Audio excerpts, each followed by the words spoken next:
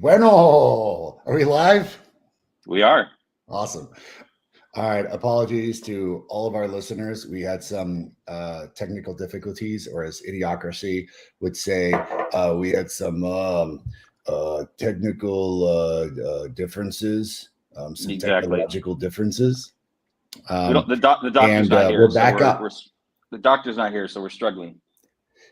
This is what happens when real Dr. Cole, who has the production skills on Yep. StreamYard of Dr. Dre, a doctor in the production rights, we get it confused. It's just the beard of knowledge, David Castillo and I. Welcome. If I could mimic the John Oliver show, because we're going to talk a little bit about that today, to the South Star Classroom. Ladies and gentlemen, happy Friday, everybody. We are on live every Friday, 3 p.m. Pacific time, 6 p.m. Eastern time. You can catch us on Facebook and YouTube, and now Roku. Thanks, everybody on Roku, for joining us on. We are a podcast, a live broadcast. First and foremost, we are a consultancy group. So if you are interested in contracting our services, let us know, because we can come in and do some absolutely outstanding work with you and your community. And second off, we are a show talking about what it is in the community of education and the Black and Brown community, and not only news media bits that have affected our community, but the deep underlying issues as to what that means for us in the future. And today is no different. But before we dive into our show today, how about we just do a quick check-in with the beard of knowledge? The man is wearing a pink shirt in beautiful San Diego. David Castillo, brother, how's it going, man? It's good. It's good. Good to be here with you. Yeah, we're in summer mode for sure, but the news doesn't stop, and our work and our research and what we bring to the community does not stop either. So I'm glad to be here. Spent a little bit of time on vacation last week, so back to it now, and just planning and gearing up for this upcoming school year and some new work projects that we're quite excited about. We'll have some more information about that coming soon. I'm excited to hear it. It's crazy. We were just on vacation. I drove from El Paso to Naples, Florida, with one of my four compadres. He's moving his family down to Naples, Florida. Got to tell you, Florida's an interesting place. I got to spend a little bit more time there to check it out, but fascinating place. And then I was in San Antonio, and now all of a sudden I'm back, and it's like, oh, we are starting school in 2 weeks.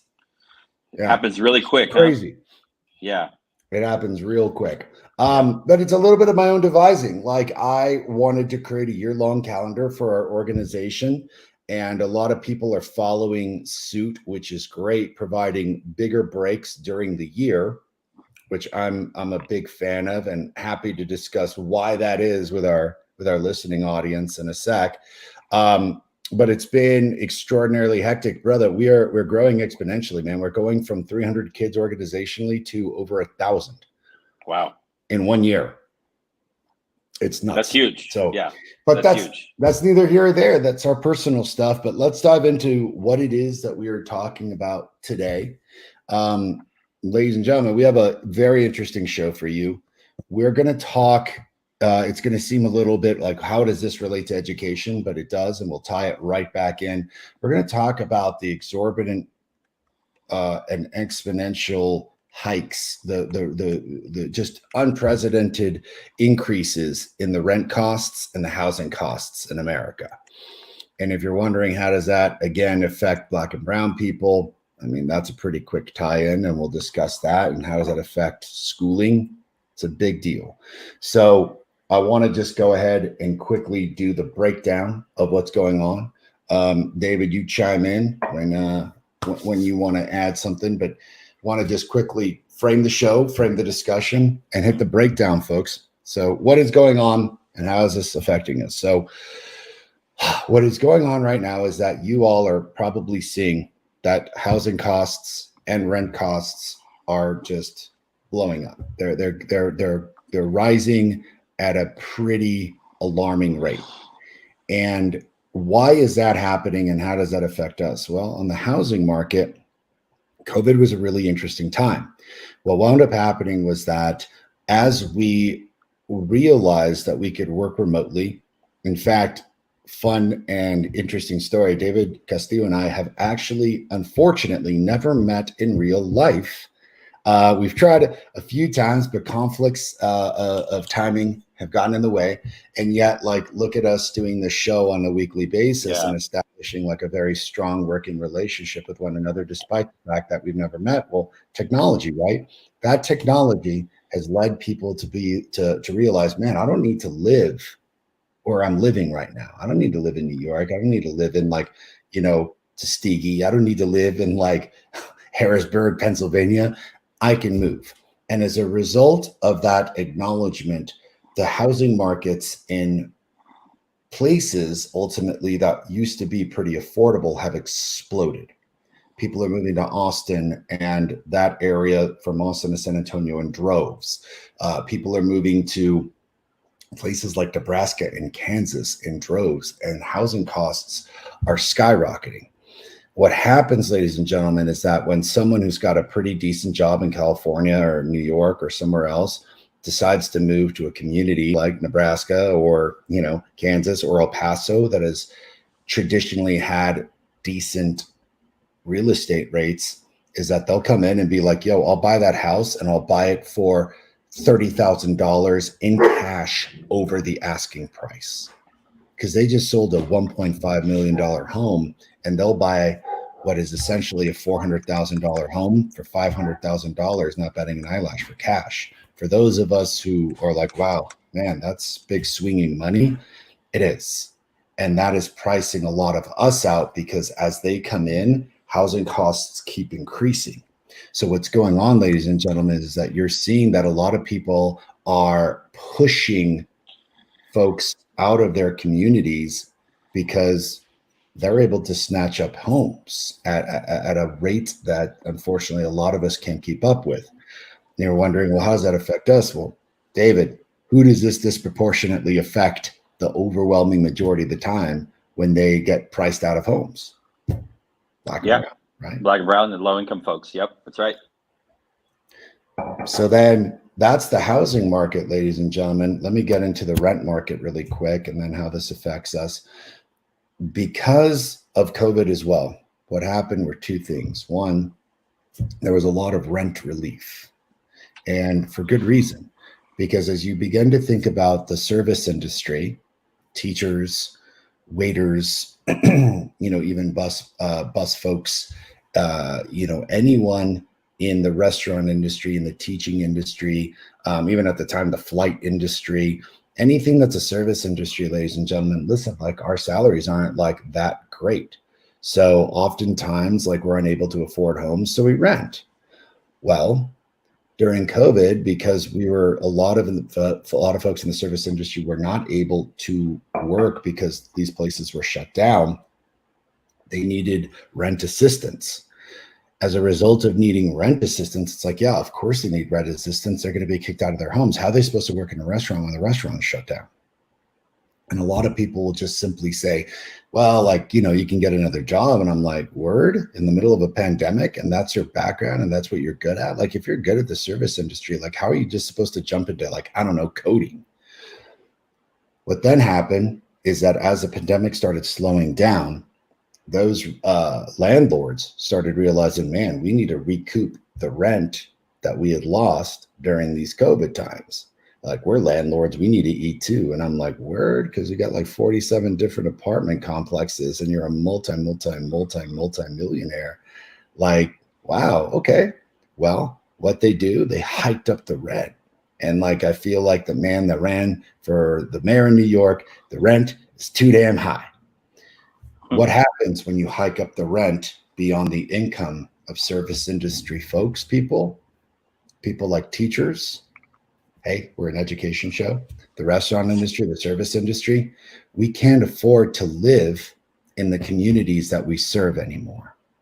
So you read these crazy stories, and David and I will share one later that's actually got a bit of promise and hope. But even back in the day, in places like San Francisco and LA, teachers were commuting 2 hours, 3 hours, 4 hours a day to go work in their high schools because they could not afford to live in the very community that they were teaching, because either rent costs were too expensive or housing costs were too expensive. So this is how this ties into the show today, ladies and gentlemen, is that yes, we're talking about housing costs, and yes, we're talking about rent costs, but you're beginning to see that those raises in housing costs and rent costs not only disproportionately affect Black and brown families. So now the very communities that we're serving are getting driven out of the very communities that they helped develop, but then the teachers can't even afford to live there.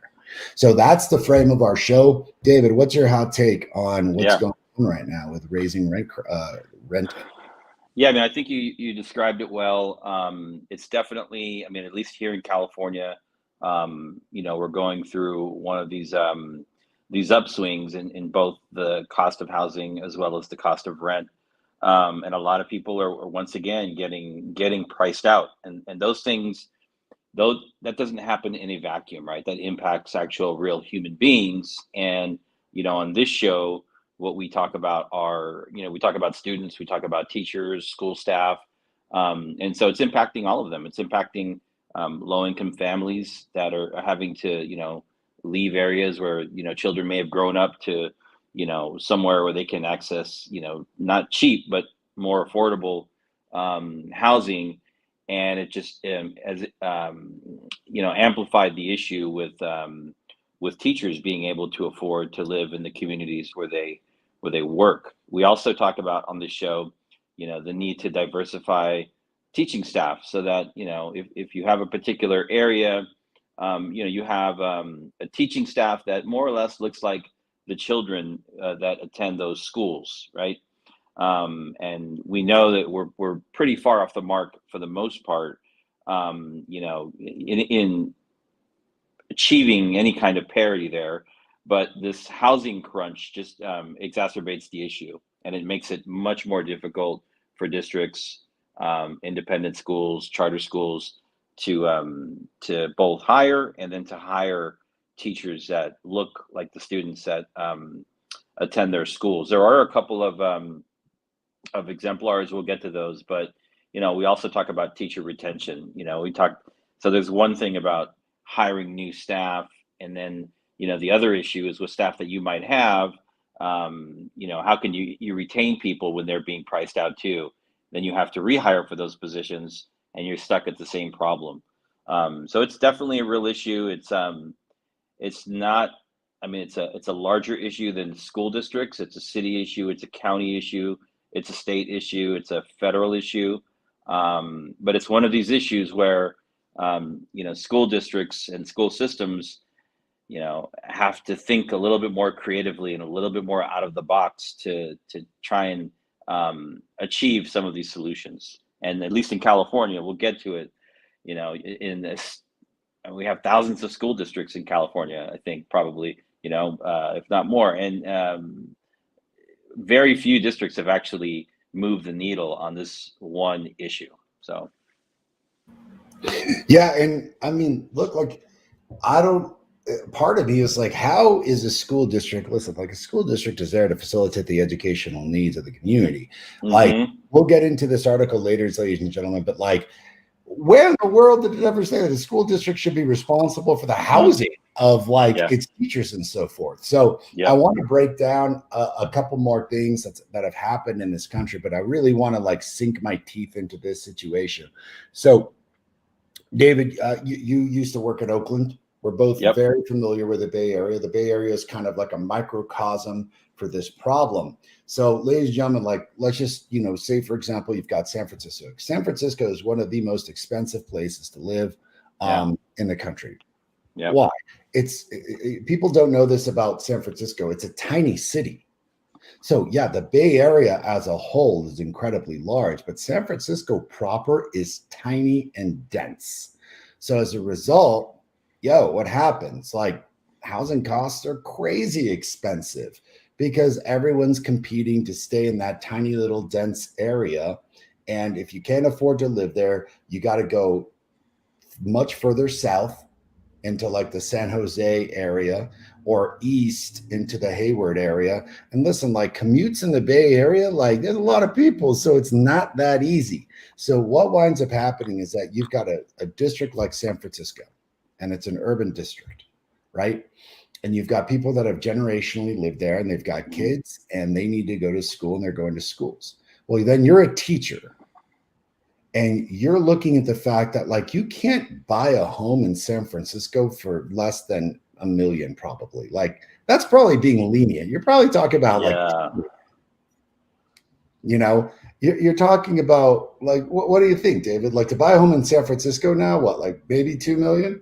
I mean, a home is a home is somewhere between 1 and 2 million probably, but you know, even like small townhomes or condos, yeah, you can't get into anything for under $1 million, and we're talking like, I mean, shoebox, you know, like not as small as something that you might buy in like New York City, but not much bigger.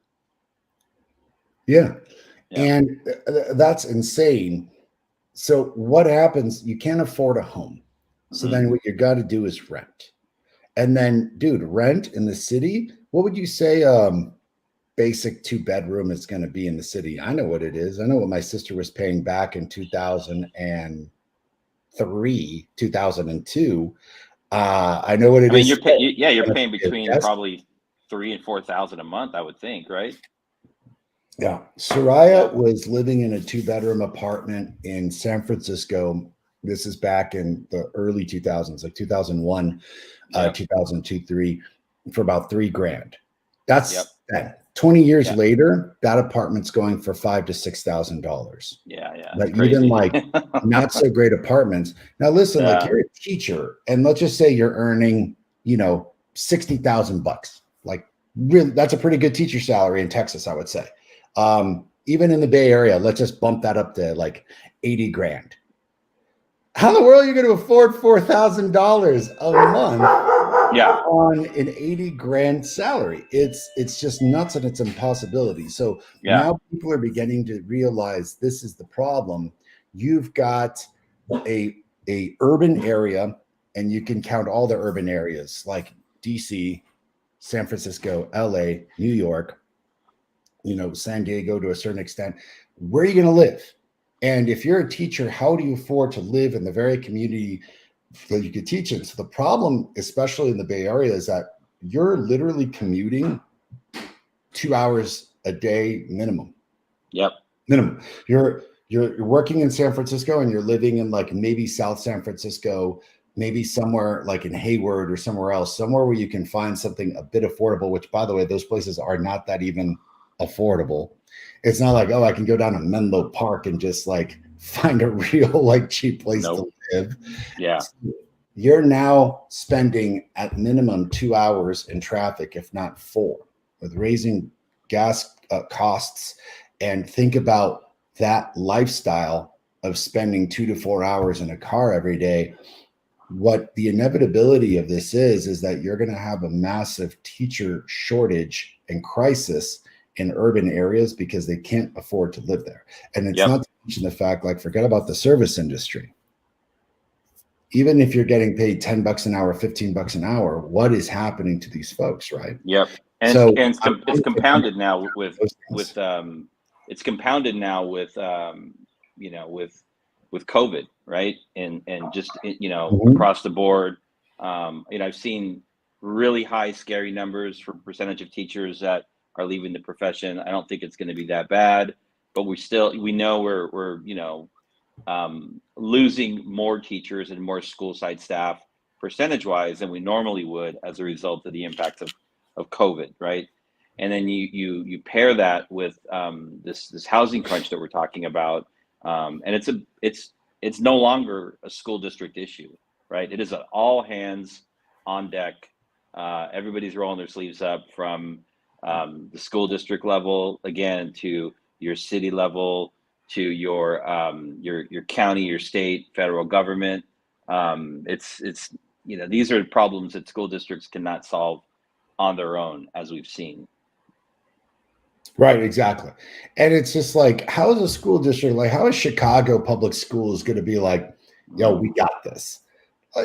we're not real estate experts, man. Or like, Yeah. like I don't know how to like begin to be like, yeah, it's, I feel like Dennis Miller here, and it's like inviting the children's party clown with Tourette's syndrome to come, fix the John. It's like, it's bad. Yeah. as Yeah. smart as we may be, fixing housing is a ludicrous issue. Yeah. And so, so it's also, part of this issue is like, is operational. It's like, okay, we have this much property, we can do this and this and this with the property. Let's identify the financing for it. That you have to be very creative there. There's different ways to finance these kinds of projects. You can do a bond. There's other kinds of private financing. This is stuff that school districts, are not very well versed in or trained in. The second piece is, if you're gonna do what we're talking about, I believe is, creating housing for teachers and other school site staff on existing school district public property, right? And then you get into this whole other like realm of now it's a political issue for a number of reasons. Number one, at least in California, the way that our school boards run, it's in and out. You might have a school board of 7, and on any given year, anybody's running for re-election. So you never really get a long-term quorum of leadership on school boards, and school boards have to eventually, at the end of the day, shepherd and attract support for these types of projects, right? We can get into the NIMBY issue, but not quite yet. Yes, I do. And that's a huge issue. Like, there are actually documented solutions for this. There's a path forward, but it is, we're talking about people that are managing large systems that serve thousands of children and employ thousands of adults. And we're just talking about keeping the lights on, at the end of the day. And then you tack on this whole other body of work. And, I don't blame them. I think they need to keep pushing. But at least here in California, we've seen like 3 school districts in this state that have actually done like that have projects from shovel to completion, over the last 10 years. And that's just kind of ridiculous, right? And especially in a state like California, where the cost of living is what it is. So I think part of it is like understanding the know-how for school districts to be able to map out solutions. And then you have this whole other political issue that they have to work through. And, if you have a rotating door of, who was it? Reed Hastings, right? He was talking about like disbanding school boards across the board, and he caught a lot of flack for that statement, which was a while ago. I don't know if he still believes in that. However, my point is that school boards are, we talk about, there's a lot of churn, right? School board members coming in, school board members going out. And once you're elected, your next job is to figure out how to get reelected. And if developing teacher housing is not popular in your communities, you're not gonna be a steward of that particular kind of work, and it makes it difficult for districts to actually move these projects forward. So it's both. There's like the operational side of it, and then there's this whole like political side of getting this stuff done. Even though the average person would say, well, sure, teachers don't make enough money. Sure, we should find solutions to keep our teachers housed in the communities in which they work. And then everything just kind of falls apart after that. It's ridiculous. Yeah. And, we got to remember that like people are people, and people like sometimes, David, I know this is tangential. Like, it amazes me the progress of humanity, and still like it amazes me that we haven't figured out solutions. So like one of the things that I think amazes me is like, we get our trash picked up. Like, look, follow me for a second here. Isn't that amazing? Like in 2022, it is amazing that our trash gets picked up at our home, because it wasn't like 100 years ago that people were just throwing that shit out into the streets. And recycling and green waste. So yes. Yeah. Which is outstanding, right?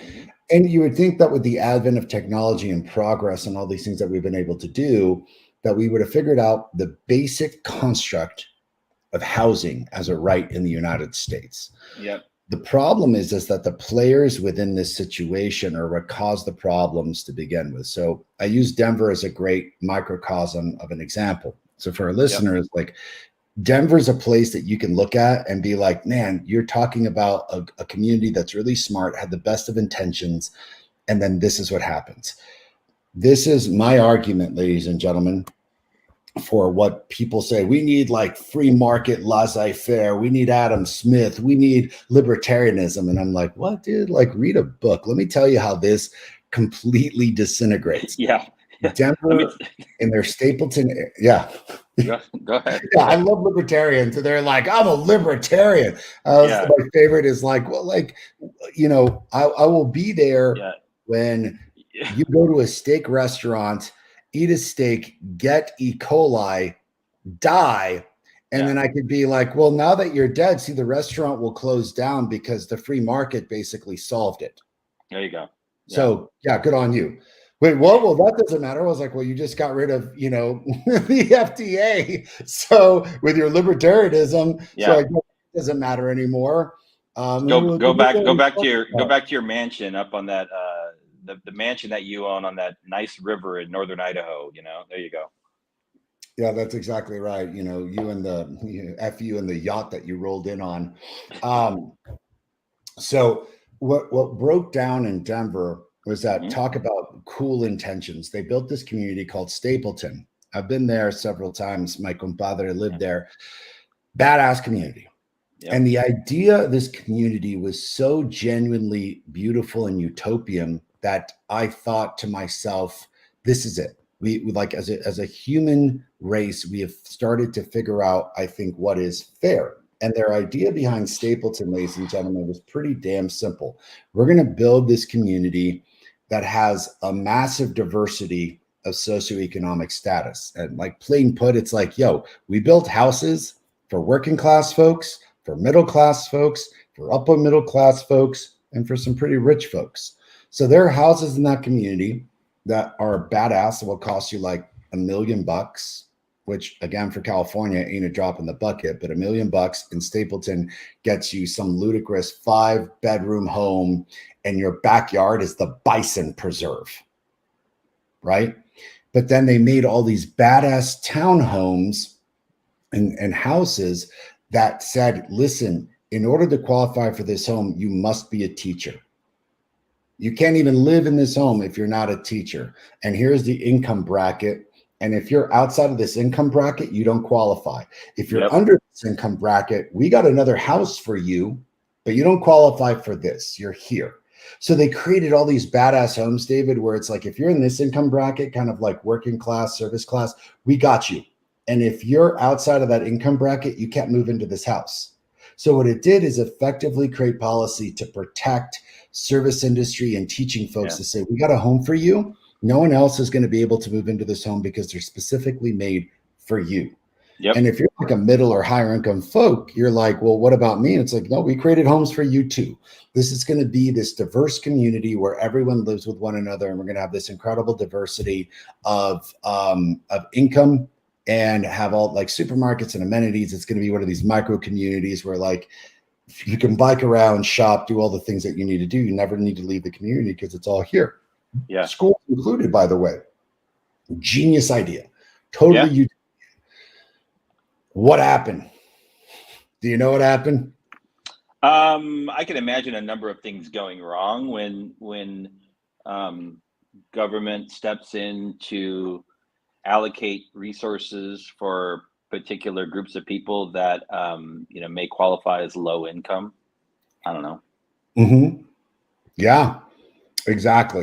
So now all of a sudden, what happened is a few things, and this is pretty much quintessentially what's going on across the country. It's like you're a contractor and you made these homes, and you're sitting here being like, yo, the home cost is $200,000. And then someone from New York is like, word, I'll pay $300,000 cash for this home right now without batting an eyelash. And in fact, I'll buy 4 of these homes because I just sold my home in New York and I'll buy 4 of these suckers. I'll live in one of them and make 3 of them an Airbnb. So now instead of someone coming in and buying this home for 200,000, you've got someone offering you $1.2 million in cash straight up for 4 homes. Sadly, ladies and gentlemen, this is where capitalism loses. These contractors were like, well, this is guaranteed money. Boom. Mm-hmm. And in effect, the policies are strong enough to basically save the low income and the teaching class and the service class. So what happened is that in Stapleton, instead of these homes being this utopic ideology, this utopic vision of a mixed community, rich people from all over the country were like, I'm going to snatch up these homes. I'm going to pay for cash. I'll pay 20, 30, 40, 100% over the asking price in cash. Contractors are like, money speaks. Boom. Utopia is wiped out. That community now, it is very hard to find someone in the service industry or someone in the teaching industry living in that community because the homes now are so damn expensive that, like, unless you are in a scenario where you and 2 other roommates are all living together and pooling together your income, and then that's a scenario, right? It's like, yo, you're not living in that home. It's you and 2 other people, and then their respective, their respective loved ones. So now it's like a single family home, in order to be affordable for the service industry, is a multifamily home, which straight up is what Mexicans have been doing, our like Latin Americans and Latino community have been doing our whole lives. But this is where a really utopic and beautiful idea, ladies and gentlemen, has fallen apart because of the market. Now, this breaks into a problem that we're seeing across the country, David, which is actually, as much as governments want to do this, you have the free market taking over and manipulating the outcome. And like, how are we supposed to protect against that? Yeah, I mean, I was thinking when you were telling the story about what happened in what's the Colorado city? Stapleton. It's in Denver. Okay. Stapleton. Okay, so it's like a good idea, a good concept, and then capitalism sucks the lifeblood out of it, right? It reminds me of what happens in schools so frequently, where we may have good policies and good regulations, but if you're not going to follow them, they're kind of meaningless, right? So if you're going to come up with a plan to protect, housing opportunities for teachers or other, I say low income, but many teachers are designated as low income. You have to follow through with it, right? And if you don't, the market will do what the market does, and the market does what it does very well. It also reminds me of, I've been involved in education for over 20 years now, and it was a second career for me. So I wasn't like in my early 20s, teaching. I started teaching, in my late 20s, early 30s. But I've spent over 20 years working in and around schools. And if there's one thing I can say to characterize my time of working in San Francisco and Oakland, it's like, of course, when you start out, when I started out around 1999, there's a lot of people living with roommates. Some people had studios, but typically younger. And as the course of my 20-year career moved on, instead of having a roommate, people had like multiple roommates, right? Like 4. Exactly. Their commutes started to grow. Like, we didn't live in the community anymore. Now we lived in the next city. My last principal position, I had teachers doing a 2-hour commute daily, one way, and then 2 hours going home. That's what I'm talking about. 4 hours with children in their home community. Oh. Can you imagine if you have an emergency with your child and you're 2 hours away? I couldn't do that. And so over time, you see things like the roommate situation turn into, a house for 4 where you have 8 living, and they're no longer living in the city where they teach anymore. And like the median age of like the early 20s, mid 20s something teacher all of a sudden you've got 35 and 40-year-olds with roommates, right? Teaching. You're like, wow, that's so the age started to grow too, right? As the opportunity kind of diminished, and older teachers had to, do the roommate thing again, and I mean Right. that's kind of the trend that I saw. In I was just reading this, so referencing back to the earlier part of our show, thinking about California in particular, in the state of California. So now we're talking about the teaching force, but we're also talking about other support staff and site staff, teacher aides, cafeteria workers, custodians, everybody that works in the school. But this is a teacher stat. In California, 1 out of 8 teachers in the state is designated as a first or second year teacher, right? So 1 out of 8. So a large chunk of our teaching force is just starting out, right? It's a lot. Yep. Of those teachers, about half automatically are designated as low income earners just because of how much they make and where they live, right? So that's a bubble, right? It's not a good bubble, right? So 1 in 8 statewide are first, second year teachers, and of that group, nearly half are designated as low income, meaning they earn nearly half, or they earn like 80% of the area median income. These are all like technical terms for, but basically low income, right? More newer teachers, and a high percentage of them that cannot afford housing to teach in the communities, more than likely where they grew up and where they want to teach. We talk about, making that connection between teachers going through school systems, whether they be good or bad, but the importance of them staying in their communities, right? And working in communities that are familiar to them. And what we're seeing here with this housing crunch is that, these are like, salmon that are like swimming upstream, in drought times, right? It's just getting harder and harder, and the challenges are, they're compounding. So, that's generally what's happening in California. I think I want to read a quote here, if I may, from the communications director of the California School Board Association.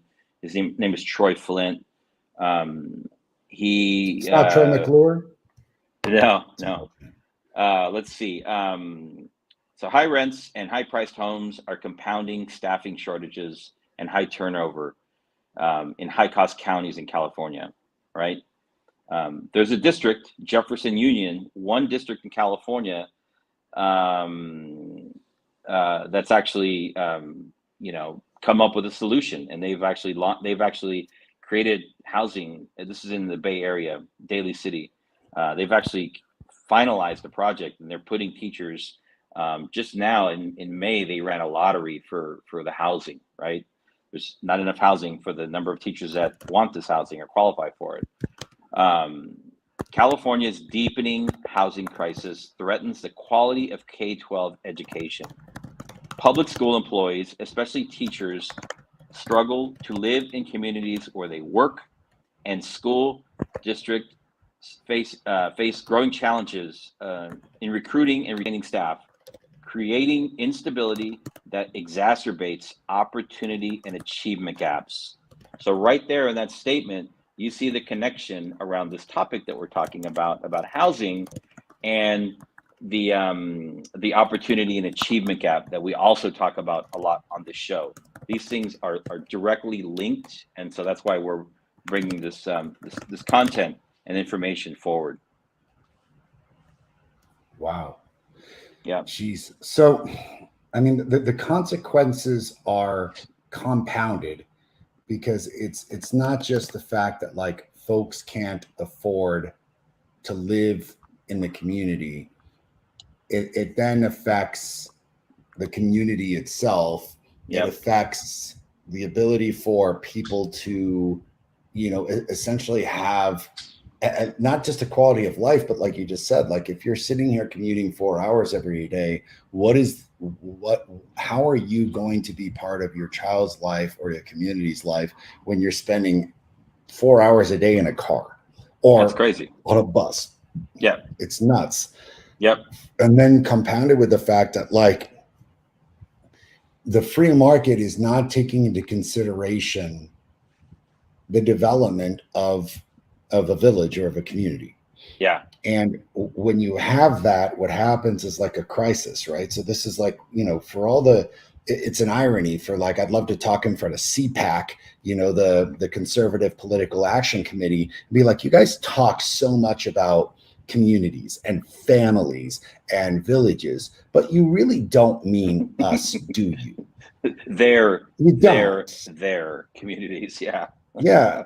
The ones that can afford to do all these things, afford to send their kids to private school, therefore they can afford to live in that community. Because if you really cared about villages, if you really cared about families, if you really cared about like the village community, then you would have worked diligently to set some structure up in order to ensure that the very people who are there to provide service one way or the other, again, restaurant industry, teaching industry, are able to then live in that community and not living in another community 4 hours away. And like, listen, like, guys, the revolution is an inevitability if this continues. Because then it's going to be like, dude, who are you going to get to come teach? Who are you going to get to come work in your restaurant? That's right. Who are you going to come get to do this? Yep. And for all the, again, CPAC talk, for all their talk about like, we need to be harder on immigration. I'm like, word, like, get rid of all the Mexicans, see what happens. Like, dude, like, get rid of us, see what happens. There go your teachers, luck. your custodians, everyone in their service industry and restaurant industry. And then all of a sudden people are like, oh, and it's like, good luck getting an orange. Good luck getting an almond. Good luck getting almond milk. Good luck getting anything. We're getting at the fact that we have got to start thinking about some really creative solutions. And this is kind of where we're going to like end up our show, because David's going to share an article. Do you have the article, David? Yeah. I sent it to the Southwest Classroom. If not, I can post it up. But there is a fascinating article that I recently read that I was like, wow, like this is really happening. And it's something that I feel deeply excited about, and didn't even know was a possibility until I read the article, which is that some school districts, not many, ladies and gentlemen, very, very, very few nationally are doing this, but this one is about a school district in San Mateo County, which is just south of San Francisco. Daly City is part of that community, where the school district themselves, ladies and gentlemen, decided to build housing specifically and only for their teachers, which is nuts. And it's like, whoa, like, whoa, what happened here? Like, did you own the land? And then because you own the land, you're able to like work out a deal to have housing. And then basically because you are the landlord, you're not obsessed with the bottom line and contracting out and renting it out to, like, I don't know, rich people from New York, much like the Stapleton example. You can be diligent about ensuring that you're housing your teaching staff. So, David, I'm sure you got a quick chance to look over the article, but this was mesmerizing, ladies and gentlemen, where a school district stepped up, built housing, said it's only for our educators, and it will only be for our educators so that our educators can stay in the community that they're living in and work in their community. And in fact, in this instance, actually walk to their school, which is insane. So, I mean, in amongst the housing crisis, how did this article strike you? And is there a way of replicating this? Yeah, I mean, so the district is Jefferson Union High School District. It's in Daly City, right, California, which is in the just south of San Francisco. For those of you that aren't familiar with the area, and they broke ground on a project 4 years ago, and teachers are essentially moving in right now to 705 I think 705 units that they created, right? Mhm. And for teachers, right? And so here, what we have is a very clear example of a school district that is both committed to the procedural, the transactional, the operational side of the house, but also has the long-term political vision to keep teachers in the communities where they grew up or where they want to work and where they live, right? And we know that these things, with the data that we've seen, are linked, and higher retention, all of those things. So, I mean, I think it's a success story. I'm glad that we're talking about it now. I think I learned a lot about it this week. I'd seen some other pieces about this. What I also learned, Omar, is that in California, there are only 2 other school districts that have actually gotten similar projects off of the ground. In LA Unified has had some success, and also in Santa Clara, which is in the Bay Area again. So in the huge state of California, we basically have very few projects that we can actually point to that have been successful. The other point I want to make here is that many of these projects are actually taking place in wealthier areas and wealthier districts, which is not necessarily solving the problem that we talk about on this show, right? So I want to flip to the other side of the house, which is Crazy Town, where in Oakland, California, you have a district with declining enrollment, and it's declining yearly, right? It's a very clear line. Yeah. And so declining enrollment means you have empty classrooms, you have school sites that need to be shut down, and there is such a huge resistance to shutting down schools in Oakland, and that's a whole separate show. But the challenge here is this is a perfect example. In Oakland, California, Oakland Unified is the largest owner of land. Wow. And Oakland is you hear a lot of bad things about Oakland, but it's also, I mean, the rental and housing prices in Oakland are through the roof, right? Not as high as San Francisco, but close. Mm-hmm. So the school district is the largest landowner, not a developer, but the actual school district. So they're sitting on gold. However, and they know how to do this. They know how to turn projects around. You have to designate a school site as X, Y, and Z, so you can get funding and build and go through the permitting process. It's rather complicated, but they have attorneys that do all of this work. The challenge there is that you might have the operational expertise, but you don't have the political will to take a school district campus and even turn it into housing for teachers, because of the irrational fear of privatization, of gentrification, of a charter school is going to come in and eat my baby, right? Or the charter school is going to come in and be housed at this school. There is such an abnormal and or irrational fear of selling or using public property for something like even teacher housing. They can't even get to that point. And therefore, they have all of this vacant, unused, underutilized space, which they should be capitalizing on.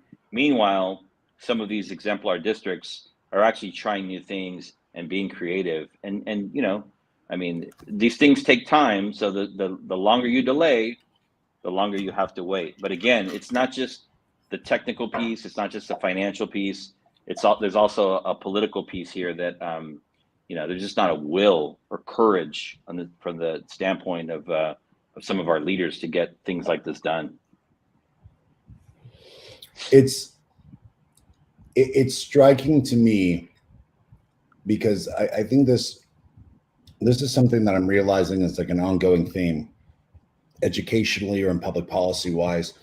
Even like I was having these conversations even within my own organization, is that